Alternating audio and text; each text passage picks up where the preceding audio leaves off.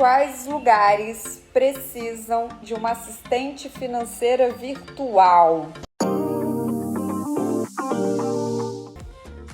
Quando eu penso quais os lugares precisam dos meus serviços e dos serviços dos meus alunos, eu já penso aqui, gente, eu vejo o cliente por todos os lados.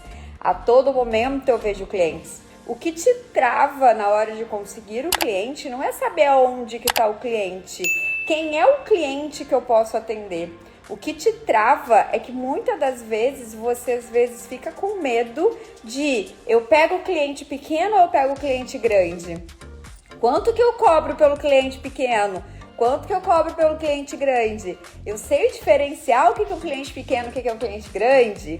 Muitas das vezes o que te trava são essas perguntas e não simplesmente ver quem são os seus clientes. Por que que isso acontece, gente?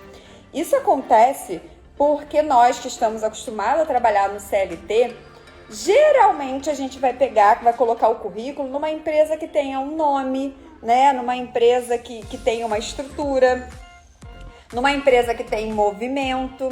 Raramente, eu tenho quase 99% de certeza que você que está aí, que me segue, eu tenho quase que 99% de certeza que você não coloca currículo naquela merceariazinha perto da sua casa.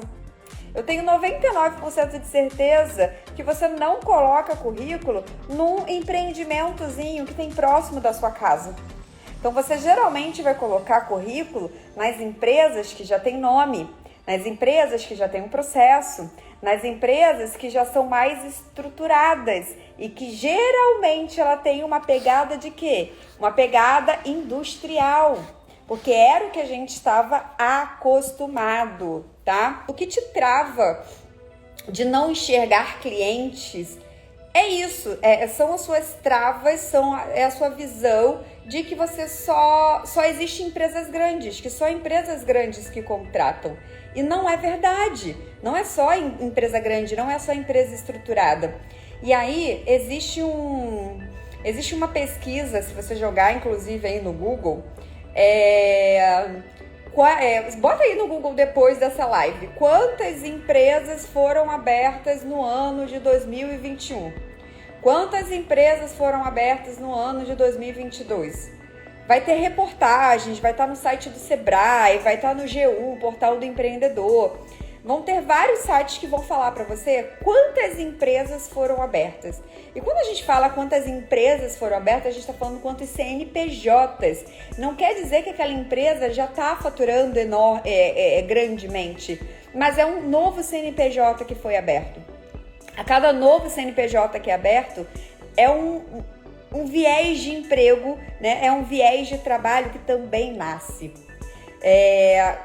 CNPJ de microempreendedor individual também conta nesse fluxo de quantas empresas foram abertas dentro do mês, do ano, enfim.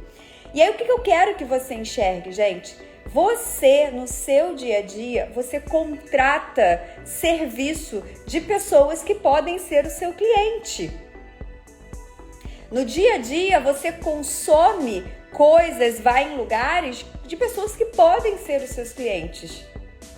Desde da padaria da sua esquina, desde aquela sua amiga que vende roupa, vende maquiagem, consultora de maquiagem, desde o salão que você faz unha, sobrancelha, cílios, preenchimento, enfim, cabelo. Todas essas pessoas podem ser o seu cliente. Percebe que é uma questão de você ajustar o grau do seu óculos? Ajustar o grau da sua vista? Quando você começa a fazer esse mantra de falar para você mesma que eu vejo cliente por todos os lados, se você começar a lidar com as pessoas como, nossa, essa pessoa pode ser meu cliente, nossa, será que eu posso fazer algum tipo de serviço para essa pessoa? Um serviço que seja, não precisa ser toda a cadeia de serviço de um assistente financeiro virtual. Eu vou dar um exemplo para vocês, 2 exemplos. Um que aconteceu comigo ontem e um outro de uma coisa que eu precisei aqui em casa, tá? Para vocês entenderem como é que a gente começa a enxergar onde tem cliente e que cliente que precisa do trabalho do assistente financeiro virtual, tá? Ontem eu tava aqui no meu escritório e aí eu postei alguma coisa nos meus stories, tá? Não lembro o que eu postei que essa pessoa comentou, mas acho que ela viu ele viu minha bancada de trabalho, né? E aí ele me mandou uma mensagem. Ai, Valéria, eu geralmente quando eu trabalho, eu sou muito produtivo botando 2 telas, né? Eu boto 2 telas na mesa do meu trabalho, eu acho muito mais produtivo. Eu vi que você tava com uma planilha aberta e tal, vê se te ajuda a botar 2 telas. E aí eu falei pra ele, obrigada, eu já trabalhei com 2 telas, realmente eu gosto, é muito legal, muito bacana. Começou um bate-papo ali. No contexto desse bate-papo, ele virou para mim e falou assim, quando eu faço o contrato dos meus clientes, eu geralmente faço isso, deixo a tela com o WhatsApp aberto, onde eles me mandam as informações dele, e a outra tela eu deixo o contrato no Word aberto para eu poder colocar os dados. Eu falei, nossa, e quem era esse empreendedor, gente? Ele era um saxofonista que eu conheci num evento que eu fui. Então ele toca sax em eventos, evento corporativo, evento de casamento, evento de aniversário. Valéria, um empreendedor desse contrataria um assistente financeiro virtual? Sim. Você não viu que ao eu interagir com ele, ele fecha contratos? Ele tem que desprender um tempo dele para redigir o contrato para a pessoa que está contratando ele? Se ele contrata uma assistente financeira virtual, a assistente financeira virtual pode agilizar o processo para ele. Uma assistente financeira virtual pode ir lá, né, fazer um serviço para ele, às vezes só pontual, de ensinar ele a fazer o controle financeiro e ele fazer sozinho o controle financeiro dos projetos dele, dos eventos que ele participa. A assistente financeira virtual pode fazer esses contratos para ele. Então, ontem eu até falei para ele, dei uma dica do que ele também pode agilizar o contrato dele, que é utilizar um formulário online, um formulário do Google Forms, para pegar os dados do cliente e utilizar um contrato digital, porque ele não precisa passar o contrato para o cliente dele em PDF, o cliente assinar, imprimir, assinar, escanear e mandar para ele, ou precisar entregar para ele de forma física. Não precisa. Ele pode fazer um contrato digital. Ontem ele não sabia dessa informação. Ele não sabia que ele podia fazer um contrato digital para o negócio dele. E eu ajudei ele ontem. Dei ajuda de forma gratuita? Dei ajuda de forma gratuita, como eu tenho ajudado vocês aqui todos os dias quando eu abro uma live. Mas o que eu acabei de fazer aqui com esse possível cliente?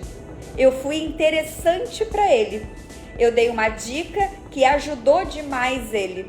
Eu dei uma dica que ele não conhecia e que com certeza agilizou o processo dele. Porque ele agora não precisa ficar pedindo para o cliente imprimir, assinar e ele ficar com um monte de papel depois de descartar aquele papel. Tudo pode ser digital. Então eu já ajudei ele ontem, me tornei interessante. O que isso aqui vai acontecer?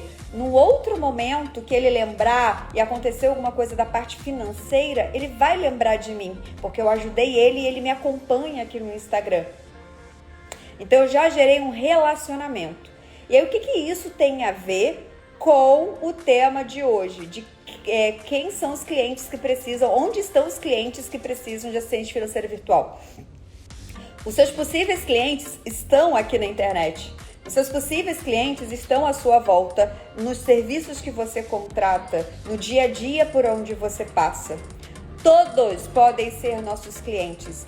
A diferença é que um pode ser nosso cliente de R$80 e o outro pode ser um cliente de R$2.000. O outro pode ser o nosso cliente de R$600. O outro pode ser o nosso cliente de R$1.000. A diferença é que cada um vai precisar de um pacote de serviços e de valores diferentes.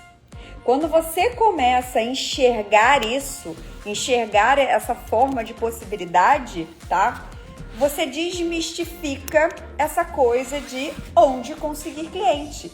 quem contrata um assistente financeiro virtual, quem pode ser cliente de assistência financeira virtual, tá?